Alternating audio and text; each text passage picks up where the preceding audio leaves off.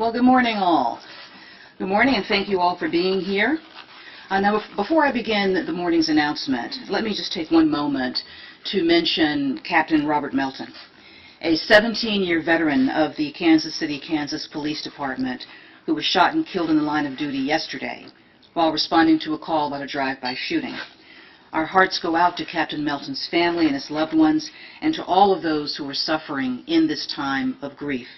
And of course, our support goes out to his colleagues on the Kansas City Police Department, our colleagues as well.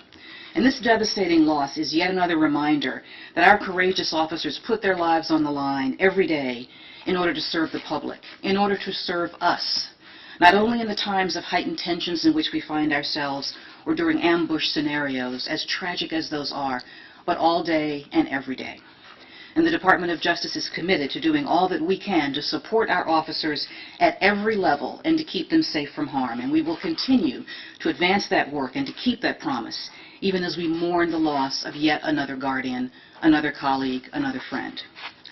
Now, for today's announcement, I am joined today by Assistant Attorney General for the Criminal Division, Leslie Caldwell. I'm also joined by the United States Attorney for the Central District of California, Eileen Decker. I'm joined by FBI Deputy Director Andrew Mccabe and Richard Weber, Chief of the Criminal Investigation Division at the Internal Revenue Service. And we are here to announce a significant step in our ongoing work to combat global corruption and to ensure that the United States offers no safe haven to those who illegally use public funds for private gain. And today, the Department of Justice has filed a civil complaint seeking to forfeit and recover more than $1 billion in assets associated with an international conspiracy to launder funds stolen from One Malaysia Development Berhad, or 1MDB, a company wholly owned by the government of Malaysia. Now, the $1 billion in assets that we're discussing today are just a portion of the more than $3 billion that was stolen from 1MDB and laundered through American financial institutions in violation of United States law. 1MDB was created by the Malaysian government to promote economic development through international partnerships and foreign direct investment, with the ultimate goal of improving the well-being of the Malaysian people. But unfortunately, sadly, tragically, a number of corrupt 1MDB officials treated this public trust as a personal bank account. Now, our complaint alleges that from 2009 through 2015, these officials and their associates conspired to misappropriate and launder billions of dollars from 1MDB. And as my colleagues will explain in further detail, the co-conspirators laundered their stolen funds through a complex web of opaque transactions and fraudulent shell companies with bank accounts in countries around the world, including Switzerland, Singapore, and the United States. Now, the funds were then used to purchase a range of assets for the conspirators and their relatives and associates, including high-end real estate in New York and Los Angeles, artworks by Vincent van Gogh, Claude Monet, and a jet aircraft. Today's case is the largest single action ever brought by the Department's Kleptocracy Asset Recovery Initiative, which was established by Attorney General Eric Holder in 2010 to forfeit the proceeds of foreign official corruption and, where possible, to use the recovered assets to benefit the people harmed. This case, and the Kleptocracy Initiative as a whole, should serve as a sign of our firm commitment to fighting international corruption. And it should also send a signal that the Department of Justice is determined to prevent the American financial system from being used as a conduit for corruption. And it should make clear to corrupt officials around the world that we will be relentless in our efforts to deny them the proceeds of their crimes. Now, of course, a case like this takes a team, and let me thank the team of prosecutors and paralegals from the Criminal Division's Asset Forfeiture and Money Laundering Section and the United States Attorney's Office for the Central District of California, who have worked tirelessly on this matter.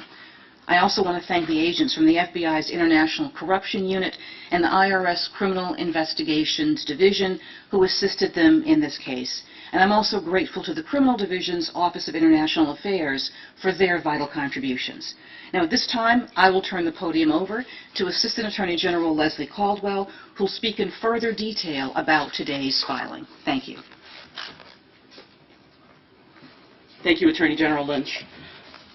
This is really a significant milestone in the Department's kleptocracy initiative and in our general fight against global corruption.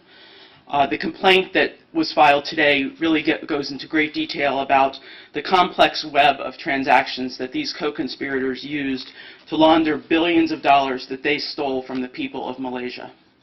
We have several speakers today who are going to talk about different aspects of the case. What I would like to focus on for now are allegations in the complaint involving 2 bond offerings in 2012 through which 1MDB raised the money, some of the money, that was siphoned off by the corrupt officials and their associates. The stated purpose of the bond offerings was to allow 1MDB to raise money so that it could invest in various energy assets on behalf of the Malaysian government and the Malaysian people. But almost immediately after receiving the proceeds of the 2 bond issues, roughly 40% of the money that was raised, which was about 1.37 billion, the 40% was the 1.37 billion, was transferred out of 1MDB's accounts and was transferred into a Swiss bank account that was in the name of a shell corporation incorporated in the British Virgin Islands. The complaint alleges that the name of that shell company was chosen because it sounded like the name of a legitimate company that was involved in the bond offering. But in fact, the Swiss bank account was controlled by corrupt officials and by their associates. From Switzerland, the corrupt officials and their associates transferred money using a series of transactions involving still more shell companies and more bank accounts located all over the globe. Eventually, more than $230 million of that money found its way into accounts in the names of shell companies whose beneficial owner was a close relative of a senior 1MDB official. That individual used that money to buy luxury real estate in the United States and other assets, and also used the money to fund a California-based motion picture company called Red Granite Pictures. Red Granite Pictures, in turn, used more than $100 million of that money to finance the award-winning 2013 film, The Wolf of Wall Street. Of course, neither 1MDB or the Malaysian people ever saw a penny of profit from that film or from any of the other assets that were purchased with funds that were siphoned from 1MDB. Instead, that money went to relative and associates of the corrupt officials of 1MDB and others. Because the assets were laundered money, the future rights to that film are subject to the forfeiture complaint that's been filed today in Los Angeles. The significant assistance that we've gotten from international partners in this case has really been critical in identifying and restraining assets. And I think that international cooperation and the action we're taking today, which I said, as the Attorney General said, is the largest action taken to date in connection with our kleptocracy initiative. It should really send a message to kleptocrats, to corrupt officials around the world, that the United States is not a safe haven for their stolen money, and they cannot evade law enforcement simply through the use of shell companies, nominee entities, and other structures that are essentially designed to thwart law enforcement. The Department will continue to track and will continue to seize assets that kleptocrats and other corrupt officials steal from the people of their countries. And I'd now like to turn it over to Eileen Decker from the U.S. Attorney's Office in California.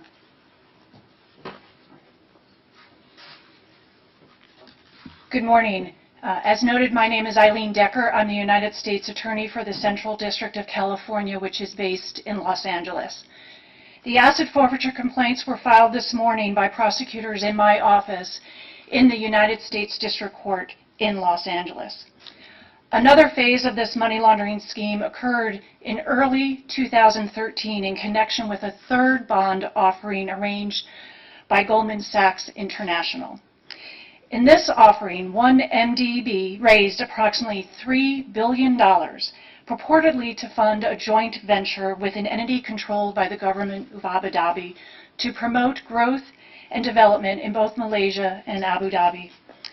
Once more, instead of using the money raised in the offering for its intended purposes, the corrupt individuals involved with 1MDB and their associates misappropriated a significant portion of the funds raised.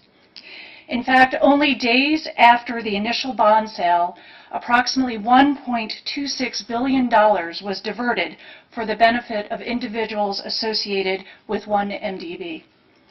approximately $137 million of the pilfered money was spent to purchase works of art, including a $35 million work by Claude Monet, A View of San Giorgio Maggiore in Venice. But these works of art were not put in museums in Malaysia for the benefit of the population.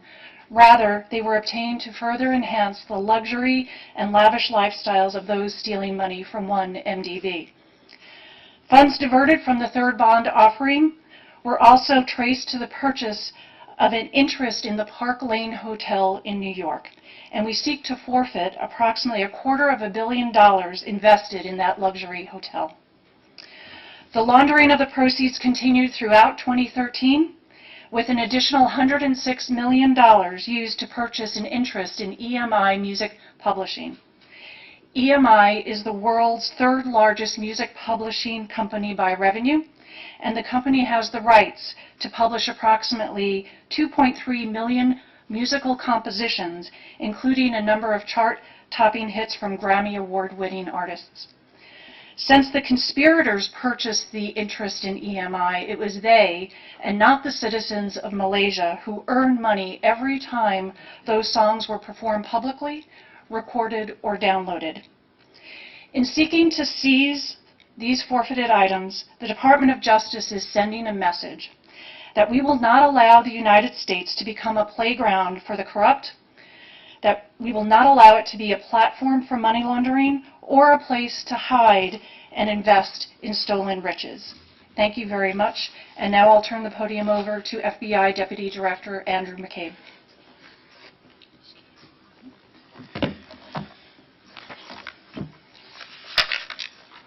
Good morning. So I'll walk you through the details of one of the additional schemes that have been outlined in today's complaint. So as alleged in the complaint, not long after 1MDB was established in 2009, corrupt officials at 1MDB and their associates began a sophisticated scheme to enrich themselves. In the first 2 years of its existence, more than $1 billion was transferred out of 1MDB to bank accounts in the names of shell corporations. These shell companies were controlled by associates of corrupt 1MDB officials. The funds were stolen under the pretense of having 1MDB invest in an oil exploration joint venture with a foreign partner. On paper, the $1 billion was to be 1MDB's investment in what purported to be natural resource rights. But this wasn't a legitimate investment for 1MDB or for the Malaysian people. Instead, the funds transferred to the shell companies were used for the personal enrichment of the corrupt officials and their associates. They used the money to pay gambling debts at Las Vegas casinos. They rented luxury yachts. They hired an interior decorator in London.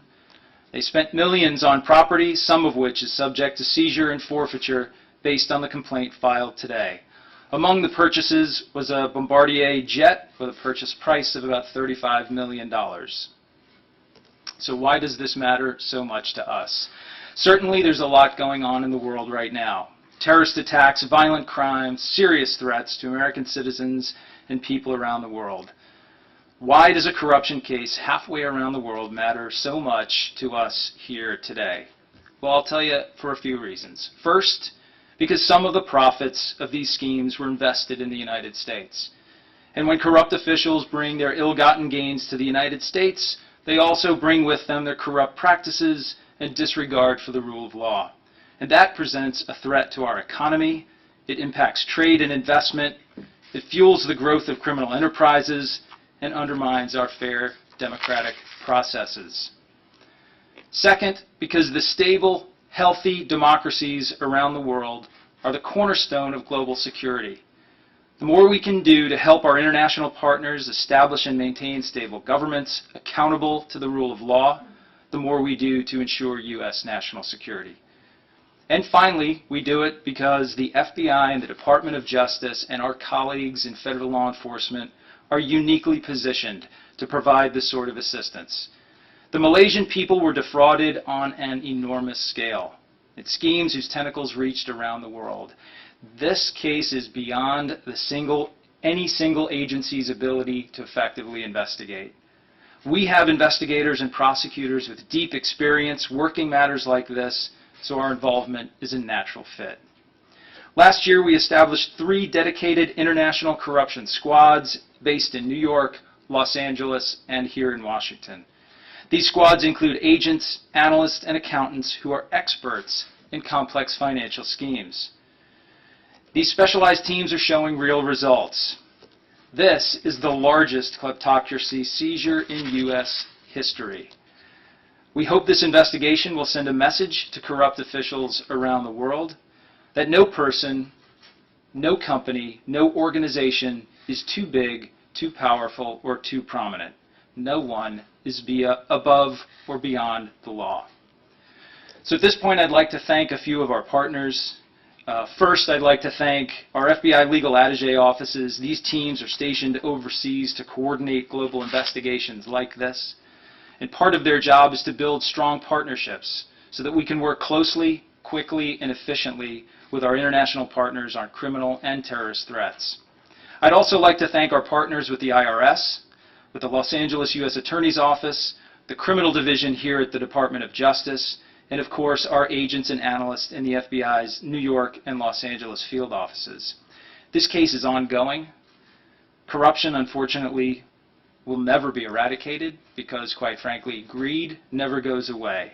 But we are committed to working with our partners here at home and around the world to do what we can to stop it, to ensure the legitimacy of public officials and to create a level playing field for all. Now I'd like to introduce Chief Richard Weber of the IRS Criminal Investigation Division. Thank you, Deputy Director. Good morning, everybody. On behalf of IRS Criminal Investigation, I'm proud to stand here with the Attorney General to announce the seizure of several real properties and assets in connection with the investigation. 1MDB was originally established to drive strategic initiatives for long-term economic development of Malaysia. Instead, it is alleged that money was siphoned from this fund for personal investment, not for the good of the Malaysian people, and not for the achievement of their goals. The case is another example of IRS-CI's unique ability to follow the money through complex money laundering schemes and a web of opaque transactions and fraudulent shell corporations. In October of 2015, my LA field office joined the investigation, specifically focusing on Riza Aziz and Red Granite Pictures. Approximately $238 million was wired to Red Granite Capital in Singapore, an entity controlled by Aziz. It is further alleged that wire transfers totaling approximately $64 million were sent from the Red Granite Capital account to an account at City National Bank in the United States, maintained by Red Granite Pictures, a production company also owned by Aziz. This money was then used to fund Red Granite Pictures' operations, including the production of the film The Wolf of Wall Street.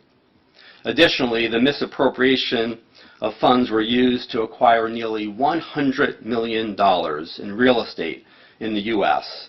and the United Kingdom and elsewhere for the benefit of Aziz. Including in the list of properties, and we have the properties outlined in the civil forfeiture complaint and in various diagrams. But the properties include a Beverly Hills mansion currently under construction, a Park Laurel condo in New York City, and a townhouse in the United Kingdom. Fighting worldwide corruption is in the interest of the United States. Corruption threatens good governance, sustainable development, and the democratic process, and fair business practices. Corruption erodes trust in government and private institutions alike. It undermines confidence in the fairness of free and open markets, and it breeds contempt for the rule of law.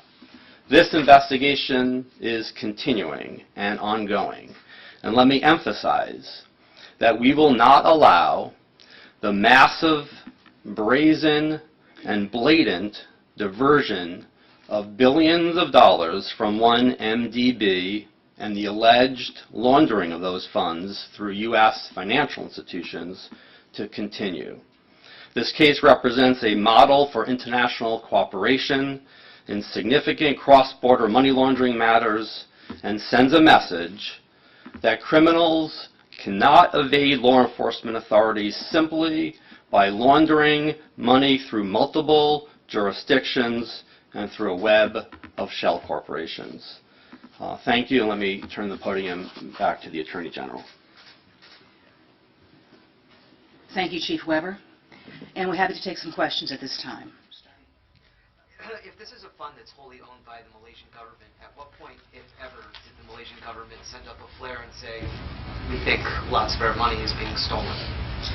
Well, the investigation is ongoing, so we're actually not able to provide a lot of detail now as to when we began looking into this or what precipitated that. When we get to the conclusion of that, we may be able to provide more information about that, but I'm not able to go into that now. The Malaysian officials were aware that projects weren't being funded the way they were supposed to, and that the money that was being raised was not being diverted correctly to the...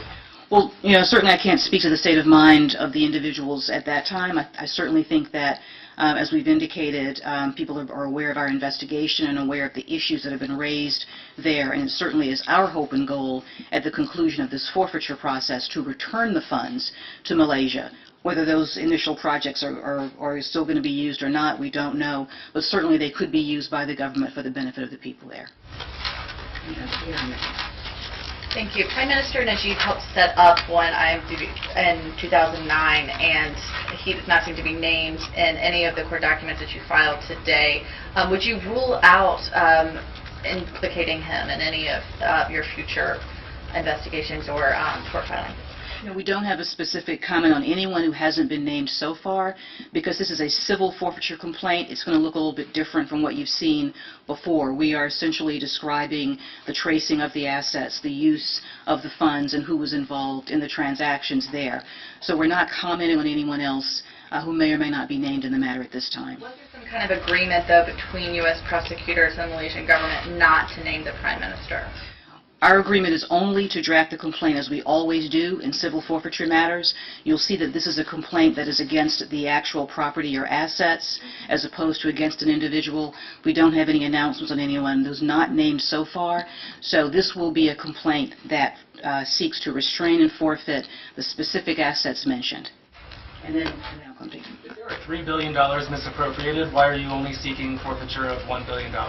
At this point, as you'll see from the complaint, which is rather lengthy, but you'll see from the complaint, we've been able to trace approximately $1 billion as having gone through the U.S. financial systems. And that money laundering essentially gives us the jurisdiction over those assets. We've also been able to locate specific assets in the U.S. and overseas. As also was described, however, and as often is common in corruption cases, a lot of the funds were dissipated, paying gambling expenses, lifestyle expenses, things of that nature, and so a lot of the funds have been dissipated. But as we've noted, this investigation is ongoing, and to the extent that we can, in fact, clearly locate other assets and trace them, we would continue the actions here. What's the specific process for the Wolf of Wall Street's probably like the most well-known asset? How do you go about getting the rights to the, is it the whole movie or just Red Gates? Red Granite. Red Granite's portion of the assets, and then how do you collect the royalties? Essentially, we're seeking to restrain anything that Red Granite would receive on an ongoing basis from royalties or any fees coming in from their interest in that film. And what about past royalties and payments? I don't believe that we can. Let me just check with Leslie on that. I'm sorry, I moved over here. No, I don't think we're able to seize anything retroactively.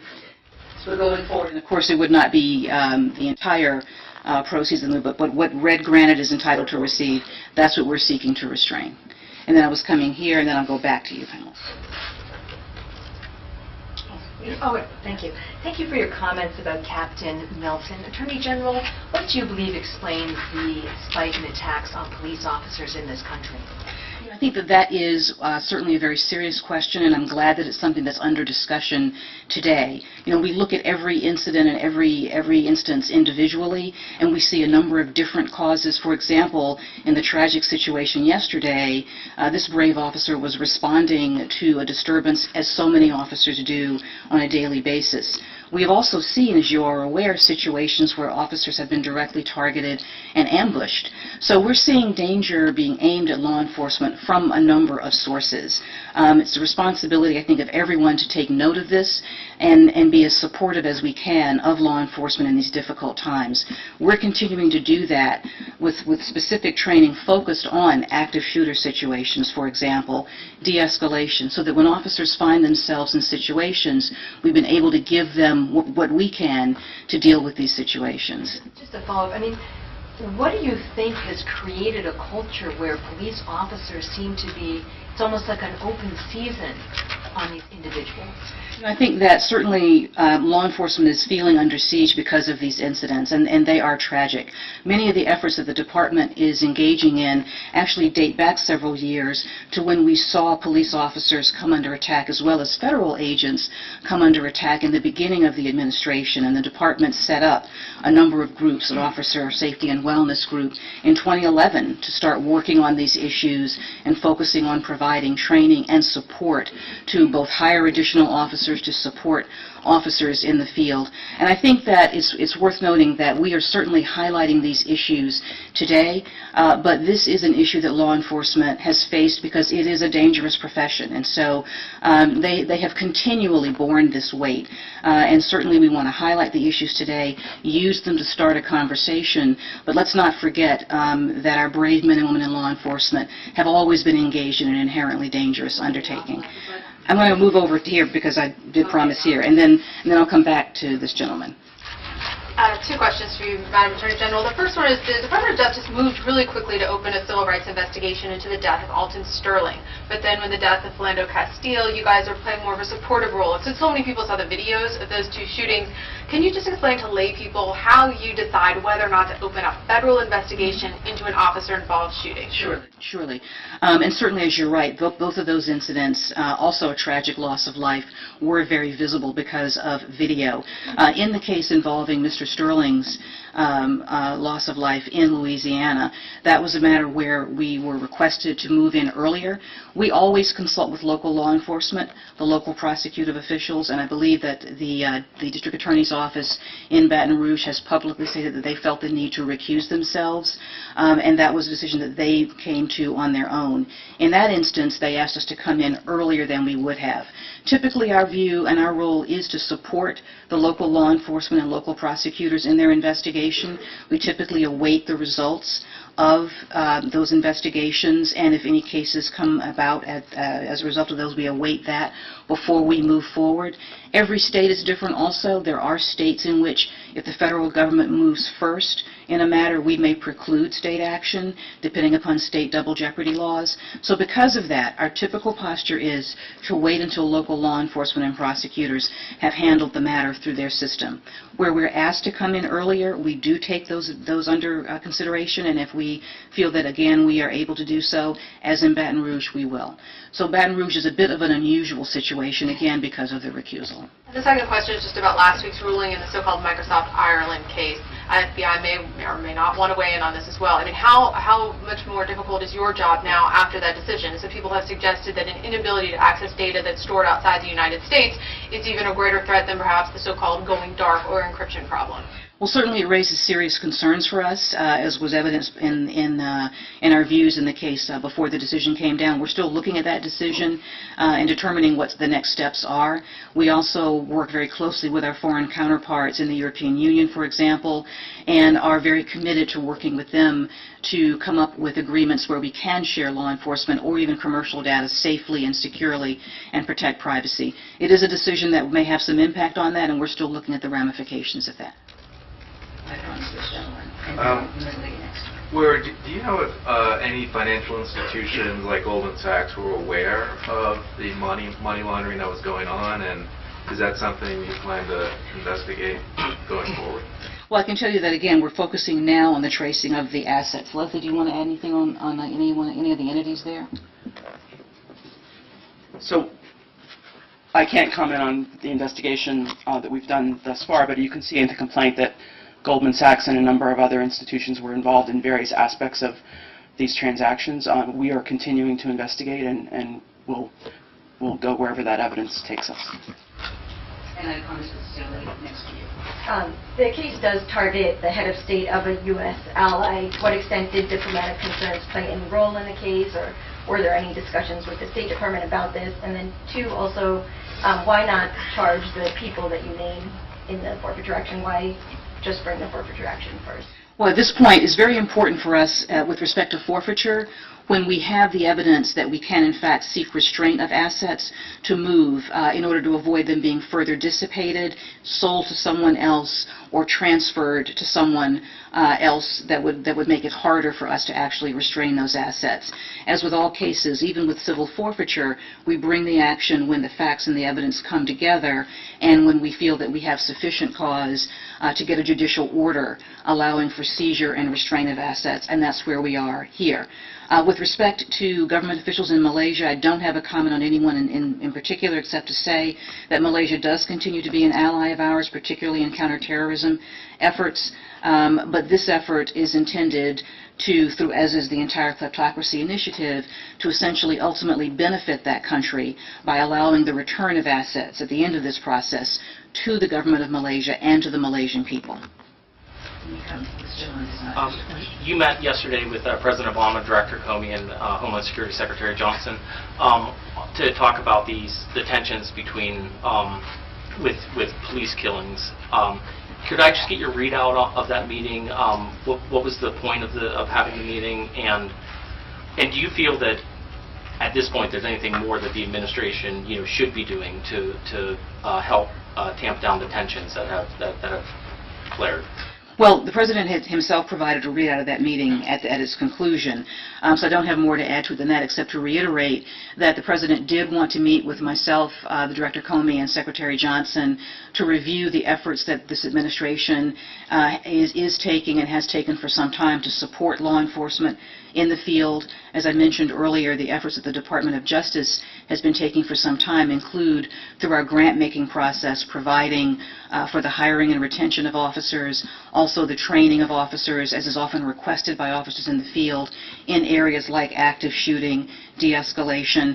Also the efforts that we undertake through the Department's many facets, including our Civil Rights Division and our COPS office, where we provide direct peer-to-peer support. We often do a lot of work matching up law enforcement agencies who've dealt with a particular crisis or situation with other departments who see it developing in their area. We will connect police chiefs to police chiefs to have those discussions and try and be a way of expanding the discussion and the dialogue. So we talked about the things that the department has been doing and is going to continue to do.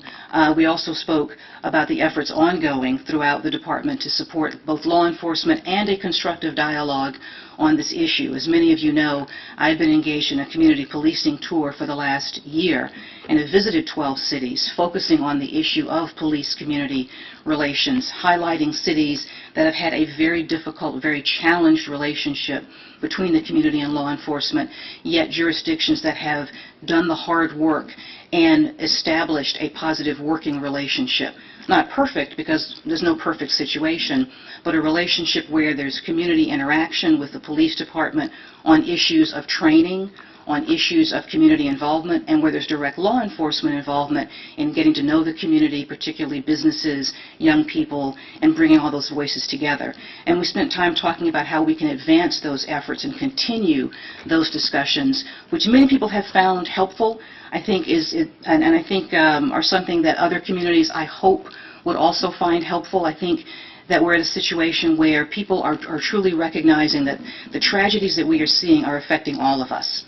That individuals who talk about not feeling safe are also echoing what our police officers say when they talk about how they are not safe in many situations. And that is not a situation for growth and doesn't bring out the best of us. And I think we're also at a situation where people really want things to improve. They want everyone to get home safely. They want law enforcement officers to feel supported, and they want to be able to call on law enforcement officers when they are in trouble. That has always been an issue that certainly I have seen in my over 20 years in law enforcement, and so we're talked about ways in which we can advance that discussion. Let me go to the gentleman behind you. Thanks. I just want to follow up on the question about Prime Minister Najib. The description in the complaint of Malaysian official number 1 certainly seems to match the Prime Minister's biography and job description. Can you elaborate a little bit on the legal considerations involved that prevent you or that help you decide not to identify that official and others by name when several other people were identified by name? What I can say to that is, as I've indicated before, when we have a civil complaint that traces assets from any entity through others and into an asset that we're trying to seize, we essentially allege what we need to allege with specificity in order to obtain the legal process that we need to obtain. We don't go beyond that, and so we're not going beyond that in this particular complaint. Last question. Deputy Director Mccabe, could I ask you for your assessment on the current threat to law enforcement, sort of the environment, whether quantitatively more threat streams to law enforcement? Are you guys seeing that? So we track those numbers closely. I don't have figures to share with you here today. Obviously, not the topic of our announcement. Suffice it to say that we work very closely with our state and local partners across the country. We have over 17,000 police departments in this country, covering a broad, vast, and diverse geography. Every community is a little bit different. Each place poses a different set of challenges and demands. Our challenge as a federal and national law enforcement organization is to provide support and assistance and guidance to those individual law enforcement agencies to the greatest extent that we can. One of the ways that we do that is we watch for and communicate threats to law enforcement whenever they come to our attention. We've certainly been doing that a lot lately, but beyond that I can't really give you a characterization. Thank you all. Thank you.